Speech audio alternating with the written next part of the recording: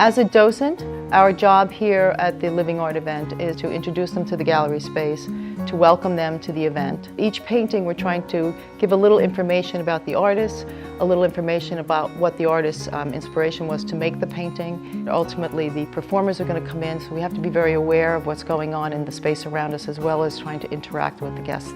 The Living Art is an event we do every 2 years or so, and this is my third time being involved in it. It's probably my favorite event that we do.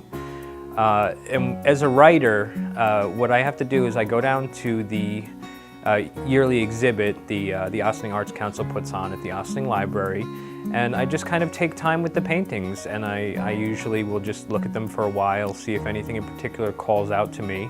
I did a little research about, artist communities in the area, and Ossining Arts Council popped right up, and so yeah, I joined. It was the night that everything was due. It was about 1 in the morning, and I was looking through trying to figure out something to submit for this, and this painting came up. It just popped into my head, and I went and I looked at it, and I just started writing. I love reading.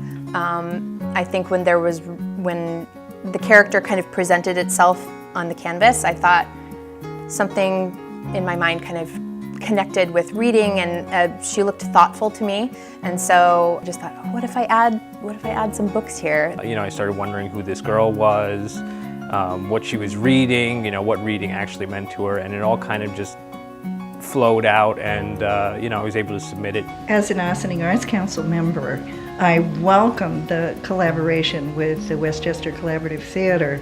It is so important to have all the artistic disciplines combining into one actually meaningful performance. That was the big question, was who is this girl?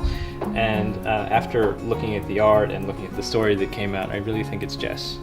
She's someone that has to fill many roles in the house, and it's really, it kind of hurts her, I think, to have someone who she loves so much, her dad, they still, I think, kind of have a best friend relationship despite everything, but she's also trying to find that space where she can grow more as a person. Through her and the readings of her favorite book, Ulysses, I'm learning to let go and let things be, and to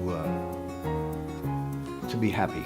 I like to paint things that are isolated, that may not have a human form in the scene, but where people can then look at the scene and just invent a story, because basically I've always, as an artist, invented stories in my head. It starts off with this couple that's just met. They've been messaging online from a dating app the way that they do now, and they're at a specific location, which is actually what inspired the play, at sunrise, basically looking out at this beautiful viewpoint.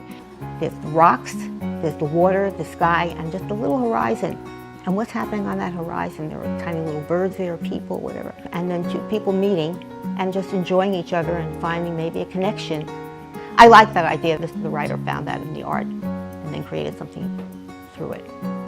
I love putting my work out there and seeing how other people respond to it. So the idea of like a play being, created based on someone's response to my art is really exciting for me to see.